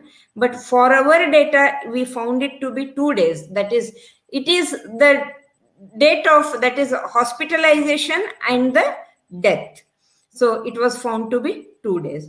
And the death statistic is studied with respect to comorbidities like age and gender. And here, comorbidity, the background for this study is all the deceased, that is, the deaths that have occurred due to COVID infection. When we studied the data that is available on the website, in the website, the cause of the death, that is along with COVID infection, what other comorbidities were there, that also were given. And we found some of the common comorbidities among those who have deceased also. So this point led us to this following discussions. The mortality associated with the pandemic COVID-19 is a subject of intense scrutiny, as COVID-19 can cause severe disease leading to hospitalization in ICU and potentially death, especially in the elderly and with comorbidities. The statistical analysis is carried out to study the impact of age comorbidities on death among early 1 lakh infected population of India. Most probably, that is after, up to 27th July, we collected this information, and maybe after another 2 or 3 weeks, the government stopped giving this data. That is maybe because of too many cases, because there were 1 lakh infected cases up to 27th July, but immediately in another 2 weeks, it jumped from 1 lakh to 2 lakhs, the number of infected ones. So I think up to August 21st or 22nd, this information is available, and later on, we are not getting this information about the deceased on the website. So as of July 27th, there are totally about 1 lakh infected population in Karnataka, and the reported deaths were 1941, that is 1941 deaths. And the number of cases were 1,01,465 cases. Okay, so the daily number of confirmed cases and the number of deaths reported are put in this figure. See here, the x-axis days, and here one vertical axis gives the daily new cases, and the other vertical axis gives daily deaths. That is day number of deaths day wise on respective. So the red lines show deceased, and the blue curve is for the infected, number of confirmed cases. Okay, the comorbidities were analyzed and descriptive statistics was applied, simple descriptive statistics, and this simple descriptive statistic itself has led to so many important inferences. There was a lot of variation in the descriptive medical terminology. See, when you look at the data, every person was reported, that is deceased person was reported with more than one comorbidity, and the comorbidity, the data was so huge that there were, that is, if you list all the comorbidities, you may find it up to more than 120 comorbidities. But there were several comorbidities which were related. That is acute kidney disease, severe kidney disease, like that. See, we have to then club, and to club this, that is the 120 comorbidities are to be reduced to 6 to 7 or about 8 to 9 comorbidities for the studies. And for this, we have to consult a doctor, because relatively which comorbidities has to be brought together, then with lot many discussions with the doctor and all, then we finalized the following comorbidities. That is, we made an effort to rationalize and club the comorbidities into coherent groups. Okay, means those which relate to one another. And that was really a tough task for us. That is, we do not have much idea about various comorbidities, means the other diseases that the deceased person had, but the website lists for one person about 6 to 8 comorbidities, and then when you list them, you will have more than 120 comorbidities, and analyzing 120 comorbidities for just 1900 people, no that is concrete outcome would have come. So for that we have to do a lot of exercise. So this figure gives us the age and gender wise, that is deaths of COVID-19 infected people. So age interval, and the blue vertical bars are for female and this is for male, and you can see that there are more male deaths compared to female deaths. Okay, the deaths reported among the male patients, 67 point. That is, it is among the male patients, means again this is considered with respect to the male infectants also, and those among the females was this, by a ratio of 2:1. For both the genders, more than 50% of the deaths occurred in the age group 50 to 60 and 60 to 70 years. Okay. More number of infected were in the group 30 to 40 and 20 to 30. But among them, the deaths have occurred in the age group 50 to 60 and 60 to 70. 3/4 of deaths occurred in age above 50 years, making advanced age a predictor of severe disease and mortality. The frequencies of comorbidities were estimated and the results are presented here.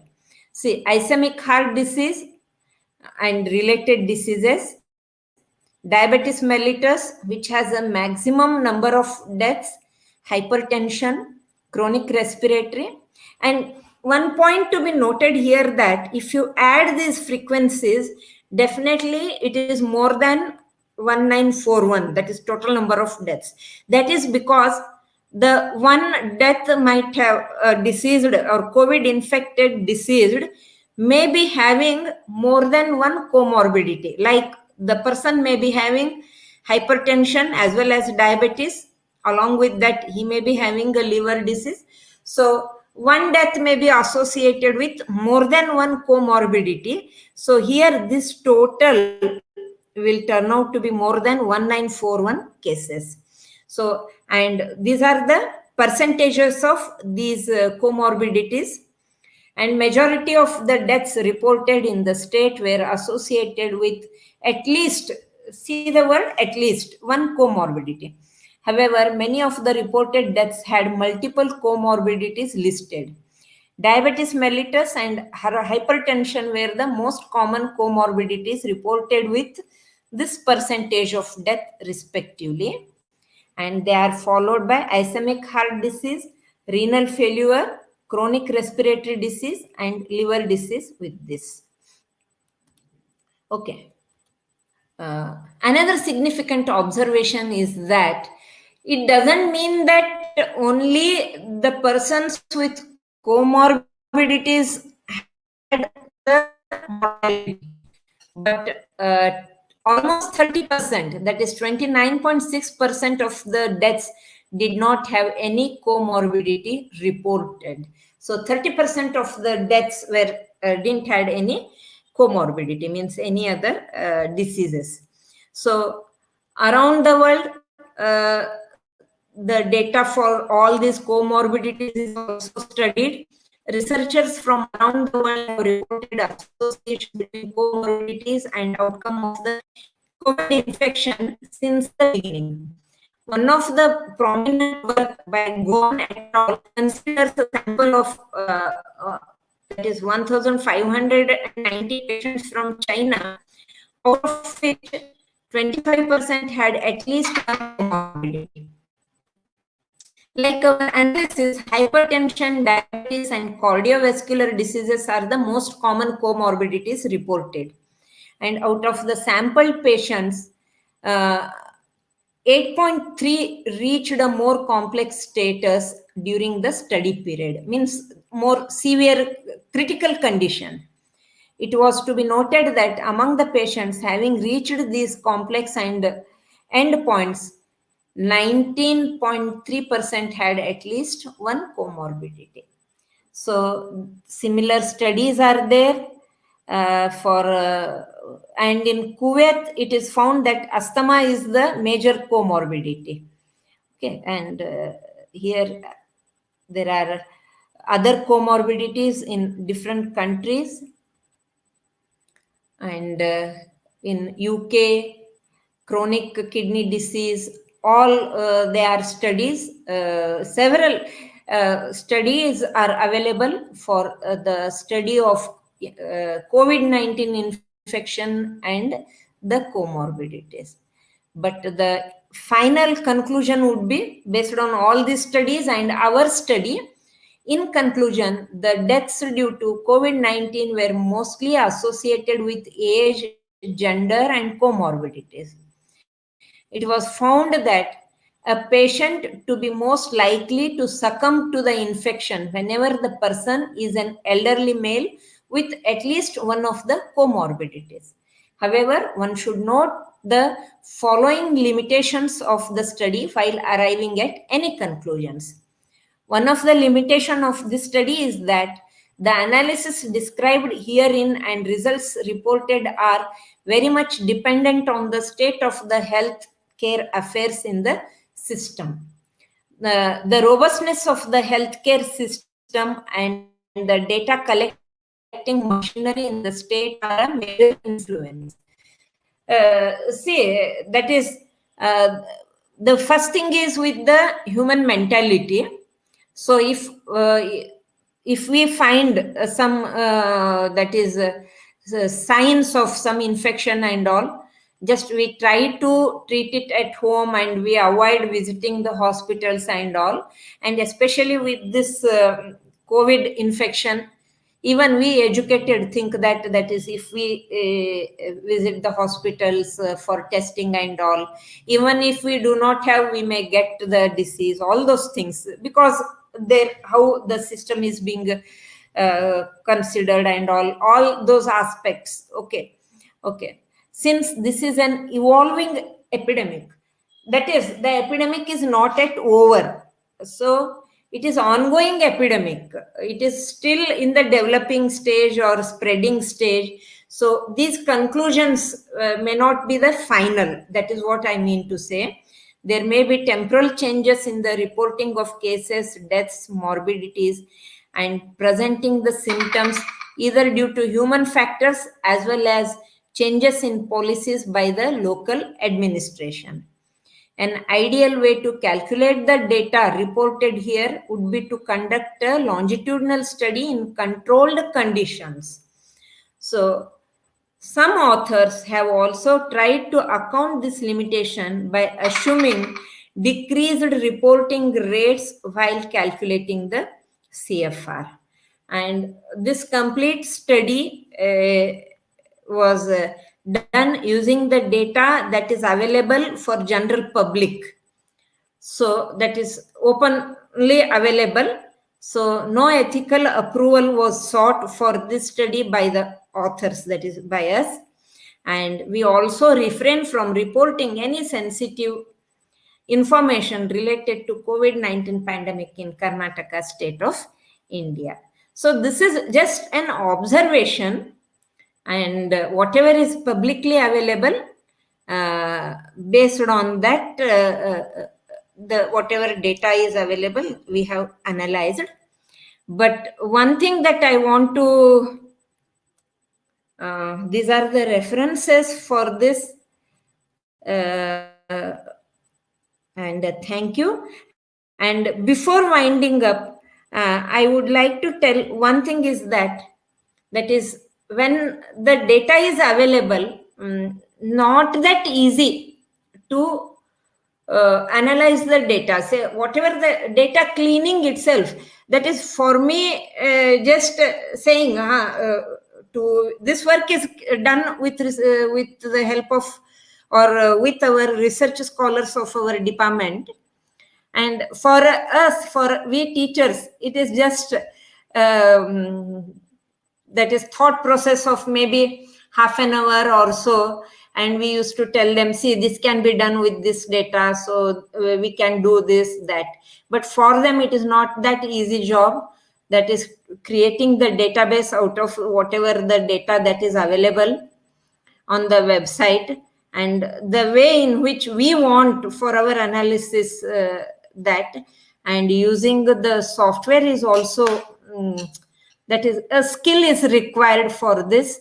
So, and even professional help was also required for this.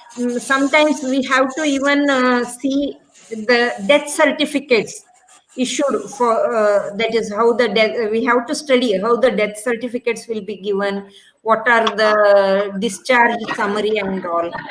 Okay, this is what I want to share with you. So interesting work is there, but one has to put a lot of effort in this, especially in data cleaning. That's it. Once again, I thank all the organizers and the one who patiently heard these discussions.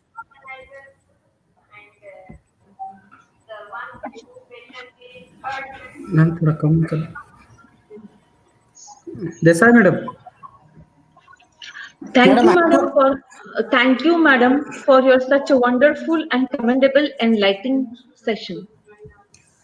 Thank you. Madam, I have two questions. Yes. Madam, I have two questions. Yeah, please. One is a serious question, another one is lighter vein.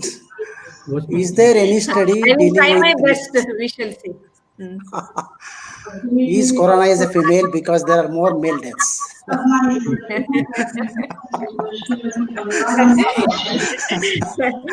comment, sir, for this. That is one lighter way. The another question is serious question.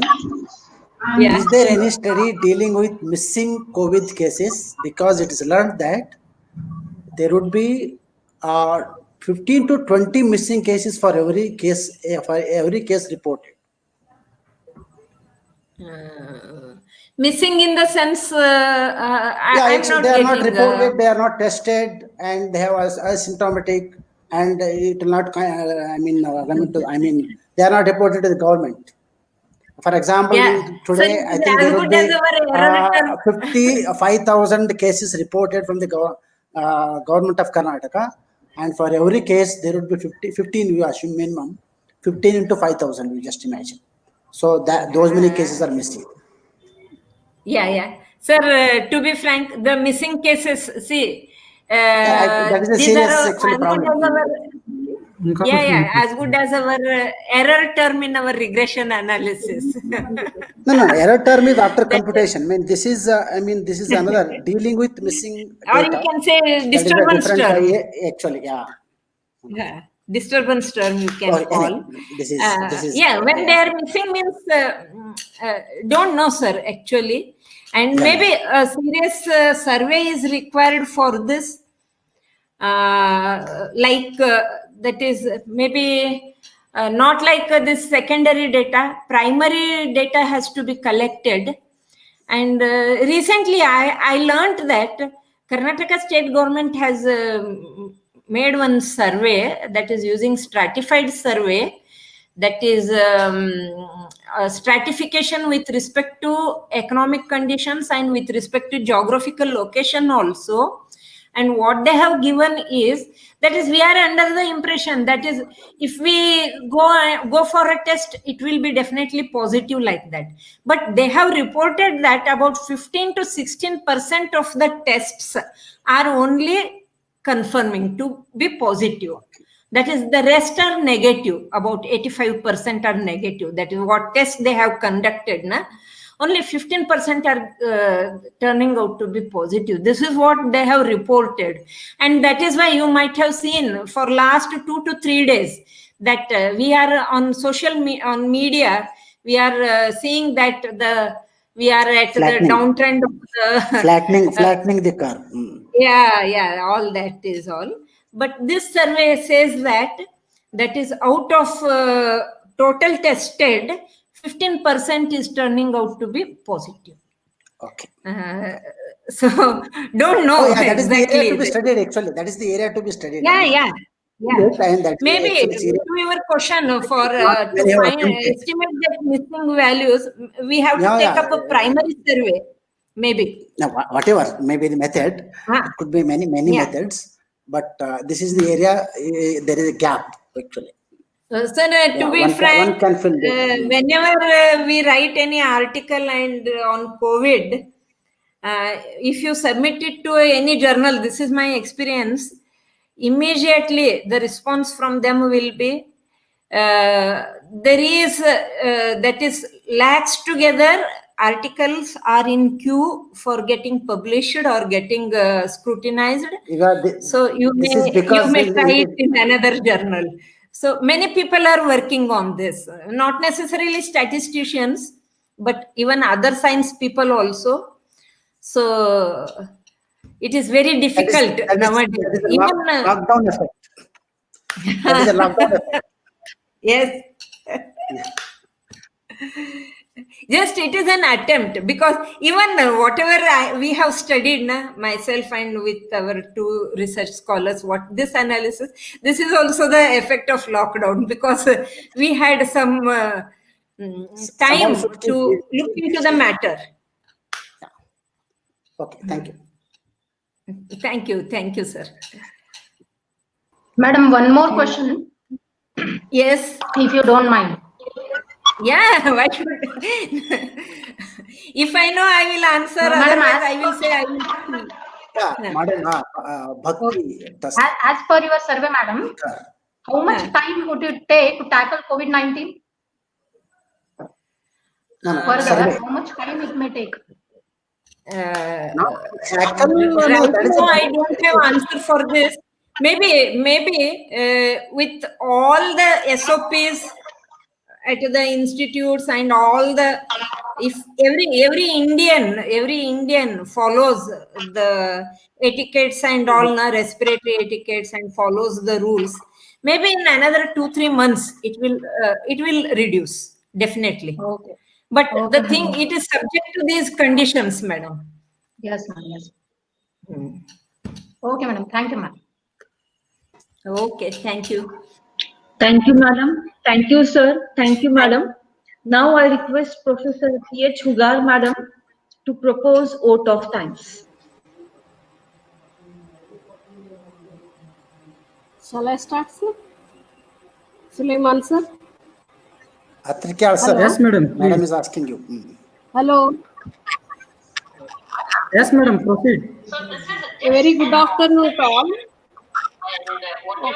It is my privilege to extend heartfelt and warm thanks to everybody involved in the making this event great success. In the beginning, I will take this opportunity to thank our first resource person, Dr. B.S. Biradar, Professor and Chairman, Department of Statistics, Mysore University, Mysuru.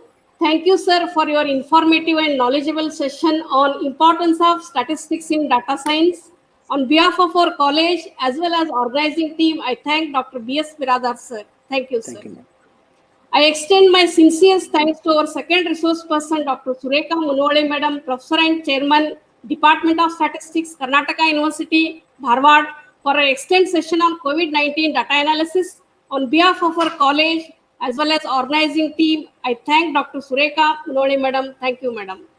Thank I would you. like to thank our IQAC coordinator, Dr. R.M. Mirde, Madam, for her kind support and guidance in making this event successful. Thank you, Madam. I would like to acknowledge our beloved principal, Dr. S.J. Pawar, sir. Because of his support and encouragement, we are able to make this event successful.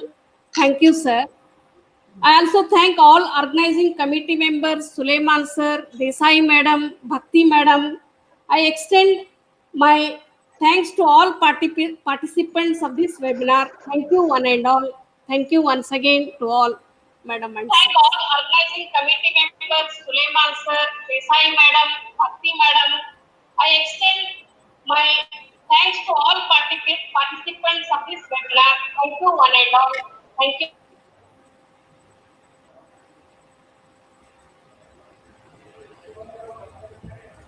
Now we can leave the studio, madam.